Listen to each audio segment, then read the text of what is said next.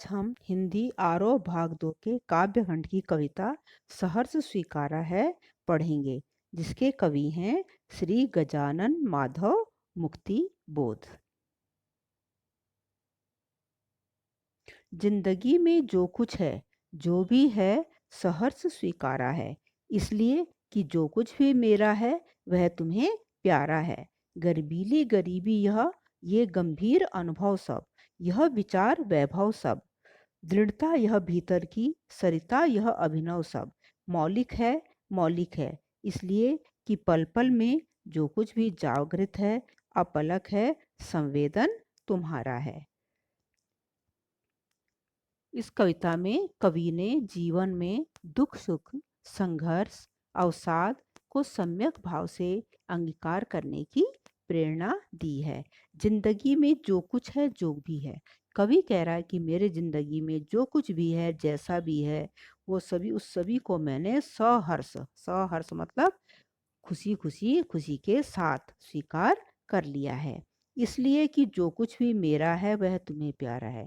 कहते मैंने वो सब इसलिए खुशी खुशी स्वीकार कर लिया है क्योंकि मेरे जीवन में जैसा भी है, जो कुछ भी है, वो तुम्हें बहुत प्यारा है। गर्बीली गरीबी यह, कहते मेरे जीवन में यह गरीबी है, मैं मुझे उसमें भी गर्व होता है क्योंकि वह तुम्हें प्यारा है। ये गंभीर अनुभव सब, मेरे जीवन के जो ये गंभीर और कठोर अनुभव हैं, मेरे जीवन का विचार है, वैभव, ये सब कहते तुम्हें प्यारा है, इसलिए मैंने इसे हंसी खुशी खुशी स्वीकार कर लिया है। दृढ़ता यह भीतर की, सरिता यह अभिनव सब, मौलिक है, मौलिक है, मेरे व्यक्तित्व की कहते जो दृढ़ता है और मेरे भीतर जो ये प्रेम की भावनाओं की सरिता बह रही है, ये सब कहते वास्तविक है, मौलिक है और नई है, इसलिए कि पल पल में जो कुछ भी जागृत है, अपलक है, संवेदन तुम्हारा है। इसलिए कि कहते पल पल में मतलब हर क्षण मेरे जीवन में जो भी जो परिवर्तन हो रहा है, जो भी है, वो सब कहते जो भी जागृत हो रहा है, वो सब तुम्हारी ही संवेदना के कारण है। ये था कविता का अर्थ। भाव सौंदर्य। आत्मकथात्मक शैली में कविता की रचना हुई है। कवि अपनी हर उपलब्धि का श्रेय अपनी माँ या प्रिया को देता है। शिल्प सौंदर्य। इसमें खड़ी बोली का प्रयोग हुआ है। सहर्ष स्वीकारा है में सवर्ण की, गर्बीली गरीबी में ग वर्ण की, तथा विचार वैभव में व वर्ण की आवृत्ति के कारण अनुप्रास अलंकार है। मौलिक है, मौलिक है की आवृत्ति प्रभावी बन पड़ी है। पल पल में शब्द की आवृत्ति के कारण पुनरुक्ति प्रकाश अलंकार है। गरीबी विशेषण के साथ गर्बीली प्रविशेषण का प्रयोग करके कवि ने अपने स्वाभिमान को रेखांकित किया है। गंभीर अनुभव, अनुभव की विशेषता है गंभीर, तो गंभीर विशेषण का भी सुंदर प्रयोग कविता में हुआ है। अब आते हैं कविता के दूसरे अंश पर। जाने क्या रिश्ता है, जाने क्या नाता है, जितना भी उड़ेलता हूँ भर भर फिर आता है, दिल में क्या झरना है, मीठे पानी का सोता है, भीतर वह ऊपर तुम, मुस्काता चांद ज्यों धरती पर रात भर, मुझ पर त्यों तुम्हारा ही खिलता वह चेहरा है। प्रस्तुत पंक्तियों में कवि अपने प्रिय से स्वयं के संबंधों को प्रदर्शित करता है।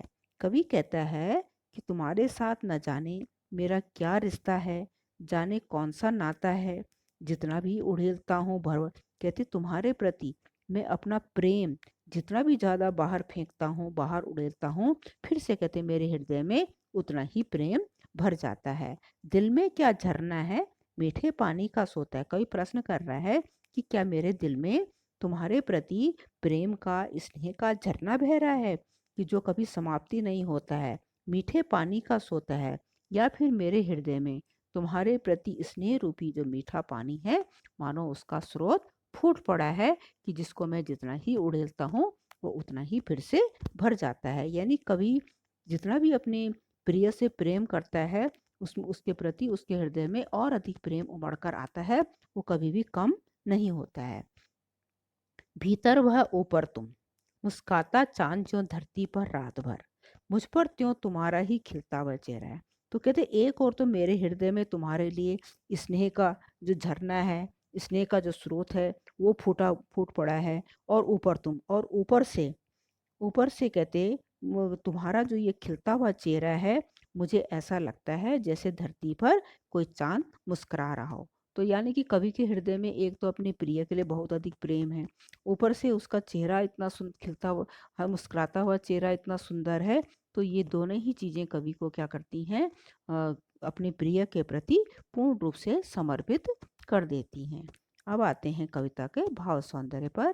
इन पंक्तियों में कवि अपने हृदय को मीठे जल के स्रोत के समान मानता है, जिसमें से वो जितना भी प्रेम उड़ेलता रहता है, उतना ही प्रेम उसका और अधिक अपने प्रिय के प्रति बढ़ता चला जाता है। शिल्प सौंदर्य। जाने क्या रिश्ता है, जाने क्या नाता है, जितना भी उड़ेलता हूँ भर भर फिर आता है। भर भर में शब्द की आवृत्ति के कारण पुनरुक्ति प्रकाश अलंकार है। दिल में क्या झरना है, यहाँ पे कवि अपने आप से प्रश्न पूछ रहा है कि मेरे दिल में क्या कोई प्रेम का झरना बह रहा है, तो यहाँ पे प्रश्न अलंकार है। इसके बाद मुस्काता चांद ज्यों धरती पर रात भर, मुझ पर त्यों तुम्हारा ही खिलता वह चेहरा है, में उत्प्रेक्षा अलंकार है। इसके बाद इसमें खड़ी बोली हिंदी का सुंदर प्रयोग हुआ है। अब आते हैं कविता के अगले अंश पर। सचमुच मुझे दंड दो कि भूलूं मैं तुम्हें भूल जाने की, दक्षिणी ध्रुवी अंधकार अमावस्या शरीर पर चेहरे पर अंतर में पालूं मैं, झेलूं मैं उसी में नहालूं मैं, इसलिए कि तुमसे ही परिवेष्टित आच्छादित रहने का रमणीय यह उजेला अब सहा नहीं जाता, नहीं सहा जाता।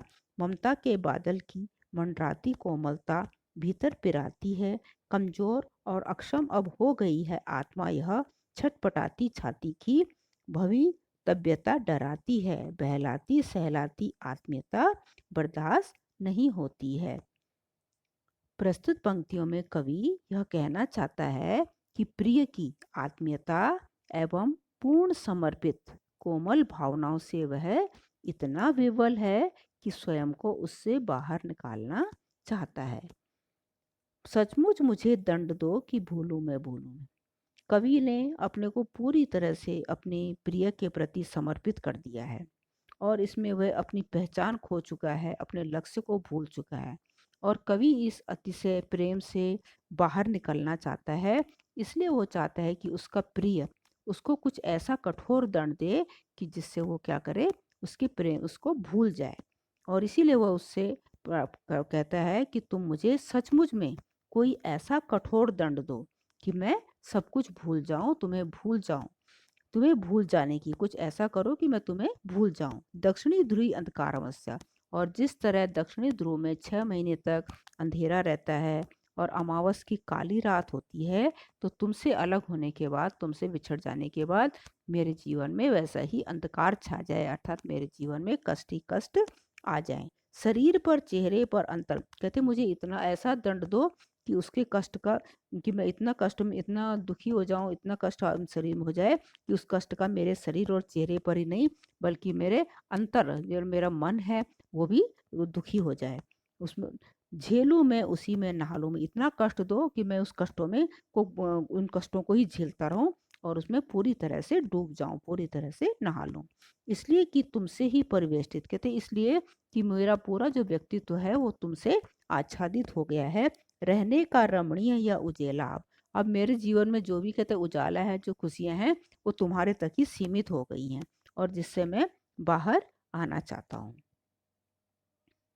सहा नहीं जाता, नहीं सा कहते अब जो ये अतिशय प्रेम है, जिसके कारण कहते मैंने अपने को एक सीमित क्षेत्र में बांध लिया है, उससे कहते मैं बाहर आना चाहता हूँ, अब मुझसे ये सब नहीं सहा जा रहा है। भीतर पिराती है ममता के बादल की मंडराती कोमलता, तुम्हारे जो ममता रूपी बादल है और तुम्हारी जो कोमलता है, ये कहते मुझे अंदर तक जो है, मेरे दिल तक अंदर तक मुझे प्रभावित करती है। कमजोर और अक्षम अब हो गई है, और कहते इस अतिशय प्रेम के कारण क्या हो गया, मेरी जो आत्मा है वो कमजोर हो गई है, और ऐसा लगता है कि उसमें कुछ भी काम करने के लिए वह समर्थ नहीं रह गई है। छटपटाती छाती की, कहते भवी भव्यता डराती, कहते मेरी छटपटाती रहती है और मुझे भविष्य के लिए डराती रहती है। बहलाती सहलाती आत्मीयता, कहती तुम्हारी जो ये बहलाती हुई सहलाती हुई आत्मीयता है अब मुझसे ये बर्दाश्त नहीं हो रही है। कविता का भाव सौंदर्य। कवि अत्यधिक मोह से अलग होना चाहता है। वह दक्षिण ध्रुव के अंधकार में स्वयं को विलीन करना चाहता है ताकि प्रिय से अलग रह सके। अब आती शिल्प सौंदर्य। इसमें खड़ी बोली की सशक्त अभिव्यक्ति हुई है। ममता के बादल, ममता के बादल, दक्षिणी ध्रुव, अंधकार, दक्षिणी ध्रुव, ध्रुवी अंधकार, अमावस्या में रूपक अलंकार है। छटपटाती छाती, छटपटाती छाती में छ वर्ण की आवृत्ति के कारण अनुप्रास अलंकार है। बहलाती सहलाती में स्वर मैत्री अलंकार है। अब पढ़ेंगे कविता का अगला अंश। सचमुच मुझे दंड दो कि हो जाऊं पाताली अंधेरी की गुहाओं में, विवरों में, धुएं के बादलों में, बिल्कुल मैं लापता, लापता कि वहां भी तो तुम्हारा ही सहारा है। इसलिए कि जो कुछ भी मेरा है या मेरा जो होता सा लगता है, होता सा संभव है, सभी वह तुम्हारे ही कारण के कार्यों का घेरा है, कार्यों का वैभव है। अब तक तो जिंदगी में जो कुछ था, जो कुछ है, सहर्ष स्वीकारा है, इसलिए कि जो कुछ भी मेरा है वह तुम्हें प्यारा है। प्रस्तुत पंक्तियों के माध्यम से कवि कहना चाहता है कि वह अपने प्रिय के अस्तित्व से आच्छादित अपने अस्तित्व को समाप्त करने का दंड चाहता है। सचमुच मुझे दंड दो कि हो जाऊं पाताली, गुहाओं के विवरों में, धुएं के बादलों में, बिल्कुल मैं लापता। कवि कह रहा है कि मुझे सचमुच में ऐसा दंड दो, इतना कठोर दंड दो कि पाताली अंधेरे, जैसे पाताल में अंधेरा होता है, गुफाओं में अंधेरा होता है, विवरों में यानी कि बिलों में अंधेरा होता है, कहते ऐसे ही मैं भी कहते इस अंधेरे में मेरे जीवन में भी ऐसा ही अंधेरा छा जाए, मैं बिल्कुल एकांतवास में चले जाऊं, धुएं के बादलों में बिल्कुल मैं लापता। और जिस तरह से धुएं के बादल आते हैं तो कुछ भी दिखाई नहीं देता है, तो कहते उसी तरह मैं कहीं लापता हो जाऊं। लापता कि वहां भी तो, कहते अगर मैं लापता भी हो जाऊंगा तो लापता होने के लिए भी मुझे तुम्हारे ही सहारे की जरूरत है, तभी कहते यह सब संभव हो पाएगा। इसलिए कि जो कुछ ही मेरा है, कहते इसलिए क्योंकि मेरा जो कुछ भी है या मेरा या जिसे जिसको जिसको देखकर मुझे लगता है कि मेरा अपना होने वाला है या मुझे संभव है कि वो मेरा हो जाएगा, सभी वह तुम्हारे ही कारणों के कार्यों का घेरा है। और कहते तुम्हारे मेरे जो भी कार्य मेरे कार्यों का वैभव है वो सब कहते तुम्हारे कारण ही संभव हो पाएगा। अब तक तो जिंदगी में जो कुछ था और जो कुछ है, कहते अब तक मेरी जिंदगी में जो कुछ भी था, जैसा भी था, जो कुछ भी है, उसको मैंने खुशी खुशी स्वीकार कर लिया है। इसलिए इसलिए स्वीकार कर लिया है क्योंकि मेरे पास जो कुछ भी है वो तुम्हें अच्छा लगता है, तुम्हें प्यारा लगता है, इसलिए कहते मैंने उस सबको खुशी खुशी स्वीकार कर लिया है। ये था कविता का अर्थ। अब है भाव सौंदर्य। कवि ने अपने व्यक्तित्व के निर्माण में प्रिय के योगदान को स्वीकार किया है। कवि अपने प्रिय के स्नेह से आच्छादित है। वह मानता है कि गहन अंधकार में एकांतवास की अवधि में भी उसे प्रिय का ही सहारा मिलेगा, क्योंकि वहां भी वह उसकी यादों के सहारे जीवन बिताएगा। इससे उसकी प्रेम की गहराई का पता चलता है। शिल्प सौंदर्य। दंड दो में अनुप्रास द वर्ण की आवृत्ति के कारण अनुप्रास अलंकार है। काव्यांश में खड़ी बोली का प्रयोग है। लापता कि वहां भी तो तुम्हारा ही सहारा है में विरोधाभास अलंकार है। तो यह था कविता का अर्थ।